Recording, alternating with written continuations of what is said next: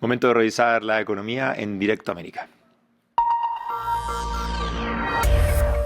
Y le damos la bienvenida nuevamente a Juan Pablo Lucumi, que ya está preparado en el estudio. Estamos otra vez acá listos. Bien, vamos a viajar un poco porque vamos a partir en Venecia, que por primera vez en el mundo es la primera ciudad en el fondo en el mundo que cobrará a los turistas por entrar a su centro histórico. Así es, Francisco, el cobro será de 5 euros, es decir, unos 5,3 dólares para quienes ingresen y no se hospeden en un hotel pasando la noche en ese lugar.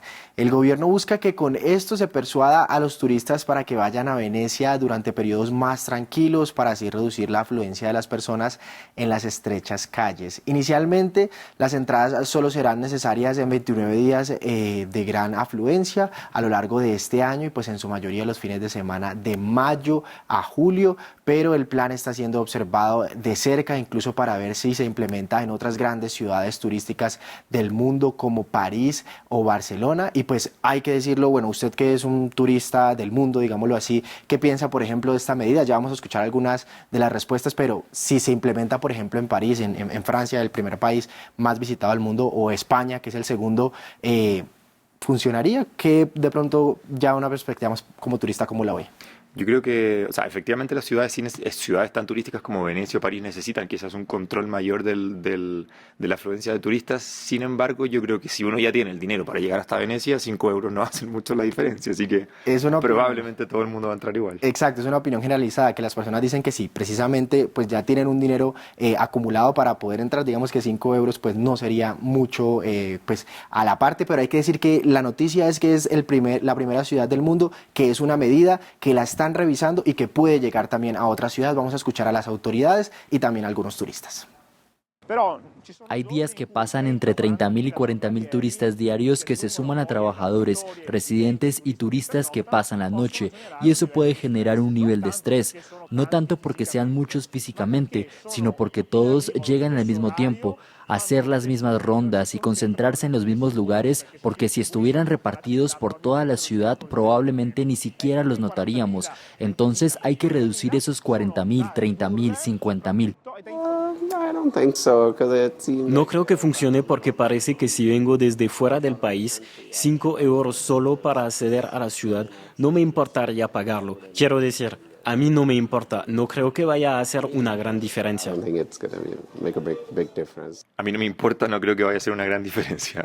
Es una conclusión, digamos, lo que generalizada, hay que ver, como decimos, cómo funciona. Bastante generalizada. Bien, vamos a revisar ahora los indicadores en economía. Hagamos el repaso. Es momento de las bolsas mundiales, como lo dijimos, y ahorita ya es la apertura de Wall Street, que en este momento opera en negativo, conociéndose los datos de Estados Unidos. Estamos hablando del Producto Interno Bruto en el primer trimestre de este año, que fue el 1,6%, que aunque fue un crecimiento, fue menor del 2,5% que esperaban. Hoy también con datos importantes sobre la salud del trabajo en la primera economía del mundo, y además hoy es un día de informe de resultados trimestrales de grandes empresas. Hoy será el turno para Caterpillar, Airbus, Microsoft, Snapchat, Intel y Alphabet. Todos estos, o la mayoría, serán después del campanazo de Wall Street. Meta también es uno de los que mueve la jornada del día de hoy, porque dice que gastará miles de millones de dólares en inteligencia artificial.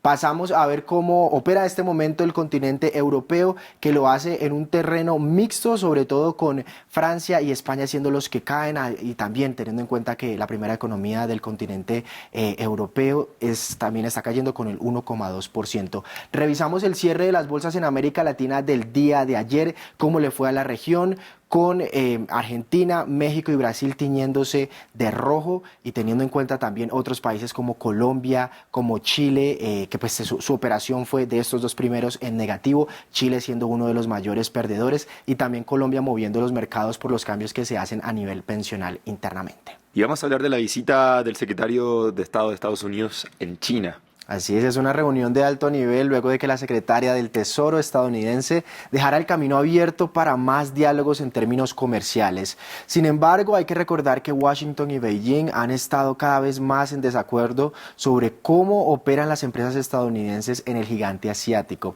así como las exportaciones chinas y la capacidad de fabricación.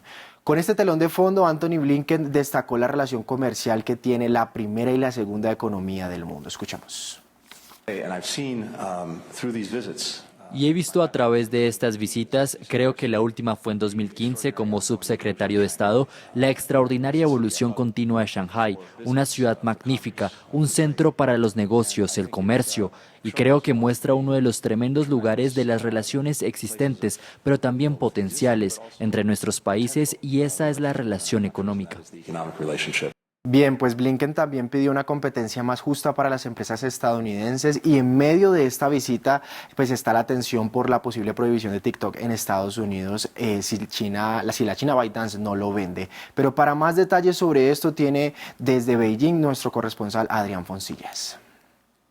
Antony Blinken, secretario de Estado, ha pedido hoy a China un trato justo para sus empresas y que terminen sus prácticas comerciales que atentan contra las leyes del mercado. Son viejos lamentos no solo de Washington, sino también de Bruselas, que se han escuchado durante décadas sin que la presión haya obtenido resultados tangibles. Ha dicho Blinken que Washington busca una competición económica sana con Beijing y un terreno de juego justo para los trabajadores y empresas que operan en China. Son las mismas reclamaciones que ya expresó en Beijing la secretaria de Comercio Janet Yellen el mes pasado. Y es que las cámaras de comercio extranjeras han clamado siempre contra las barreras que impone China en un mercado de 1.400 millones de consumidores, el más jugoso del mundo. También acusan a China de aceitar el desembarco global de sus productos, especialmente en el sector de las energías verdes, con subvenciones estatales que los hacen mucho más competitivos y baratos. A esas críticas suele responder China exponiendo el acoso que sufren sus compañías en Estados Unidos, especialmente las tecnológicas. Primero fue Huawei, líder en redes 5G, y ahora TikTok, la aplicación de vídeos cortos. Blinken ha aterrizado en China justo después de que el presidente estadounidense Joe Biden aprobara el acta que prohibirá a TikTok en su país si su compañía matriz china no se desembaraza de ella. Ese movimiento ha sido calificado por la prensa nacional como un acto de simple piratería comercial. También ha anunciado Washington medidas de castigo contra las empresas chinas que ayudan a Moscú en la guerra de Ucrania. Blinken ha iniciado su viaje de 3 días en Shanghái, el pulmón financiero de China, donde se ha reunido con estudiantes y empresarios, tanto estadounidenses como locales. Es la etapa más cómoda. Ahí se le ha visto en un partido de baloncesto o degustando las célebres empanadillas al vapor en un restaurante local. Mañana en Beijing le espera lo más difícil ante su homólogo chino Wang Yi y probablemente el presidente Xi Jinping. Hemos hablado aquí en otras oportunidades, Juan Pablo, de los activos congelados rusos por Occidente y su futuro. ¿Cómo va ese tema? Pues lo hemos revisado porque el G7 ha dado declaraciones. Esta semana, por ejemplo, el Kremlin fue uno de los que dijo que si Estados Unidos hacía algo con este dinero, que ya vamos a hablar de esos activos rusos, sería una situación sin precedentes que dejaría un mensaje para todo el mundo y además también amenazó con que iría a los tribunales precisamente si Estados Unidos hace alguna movida. Este jueves se conoció que este país, la primera economía del mundo, podría disponer de $5.000 millones de los activos rusos congelados que están en ese país y que podrían ser usados para enviar más ayuda a Ucrania en medio de la guerra con Rusia y después también de que el Congreso aprobó este último paquete. Las incautaciones se llevarían a cabo bajo la ley REPO, que es como se le llama a la ley de reconstrucción de la prosperidad económica y oportunidades para los ucranianos. Pero hay que decir que antes que Estados Unidos se apodere del total de los activos que necesita, por ejemplo, el acuerdo del G7 y la Unión Europea para poder proceder, y pues habría que ver qué sucede. Este dinero tiene antecedentes. ¿Cómo llegó Occidente a incautarlo? Pues recordemos que Estados Unidos y sus aliados congelaron inmediatamente $300.000 millones en tenencias rusas que estaban en el extranjero al comienzo de la guerra en Ucrania, por allá a final de febrero de 2022. Desde entonces ese dinero ha estado sin explotar, pero de esos $300.000 millones, aproximadamente $5.000 millones se encuentran en Estados Unidos, como lo decíamos. Que pues estén congelados también quiere decir que están inmovilizados y Moscú no puede acceder a ellos, pero siguen perteneciendo a Rusia por ahora. Previamente esta semana, el lunes, el Kremlin dijo que si Estados Unidos hace alguna movida, pues habría alguna consecuencia, como lo decíamos. Bien, vamos a cambiar de tema y vamos a revisar el informe de ganancias trimestrales de Boeing, después de tanta noticia. Además, ¿cómo está este informe? Evidentemente en los números se muestra todo lo que ha pasado atrás, y es que el fabricante de aviones estadounidense reportó su primera caída trimestral de ingresos en 7 trimestres. Después del informe, el presidente ejecutivo Dave Cullen dijo a CNBC que es más que probable que se llegue a un acuerdo para adquirir a su proveedor clave Spirit AeroSystems durante el segundo trimestre. esta es una información importante pues para las personas de este sector. Boeing dijo este miércoles que perdió 355 millones de dólares por la caída de los ingresos en el primer trimestre, y esto es otra señal de que la crisis que afecta al fabricante de aviones, pues mientras también enfrenta dudas y señalamientos sobre la seguridad de sus aviones, así como acusaciones de trabajo de mala calidad por parte de un número creciente de personas que pues han denunciado recientemente. Los ingresos estuvieron por encima de las previsiones y fueron de 16.570 millones de dólares, pero aunque superó el pronóstico, fueron un 8% menos comparados con el año anterior.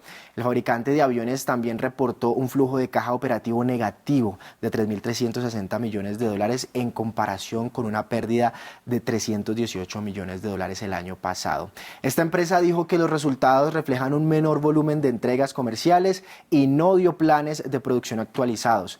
Con todo este panorama, también hay que decir que en lo que va de este año las acciones de la empresa se han hundido más del 35% y lo hemos estado revisando constantemente en la apertura de Wall Street y al cierre también en números rojos.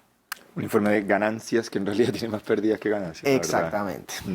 Vamos a ir a Vietnam ahora, que sigue persiguiendo la corrupción. Y que esto lo revisamos después de que también hace un tiempo lo revisábamos como otra líder empresarial fue condenada a pena de muerte. Exacto. Y pues hay que decir que ahora un destacado empresario fue condenado a 8 años de prisión por un fraude de unos 40 millones de dólares. Se trata de Tran Qui Tan, el jefe de una empresa, de una importante empresa de refrescos de 71 años que fue declarado culpable de organizar una estafa crediticia valorada en unos 40 millones de dólares entre enero de 2019 y noviembre de 2020.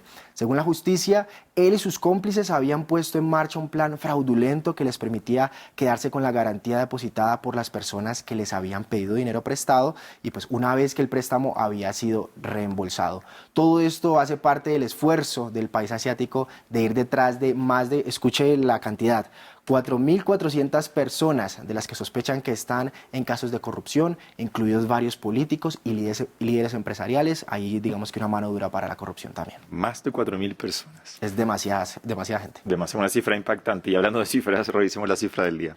Pues en 32 millones de dólares se vendió la pintura del artista Gustav Klimt, que se había perdido y reapareció después de casi un siglo. La venta estableció un precio récord en las subastas austríacas.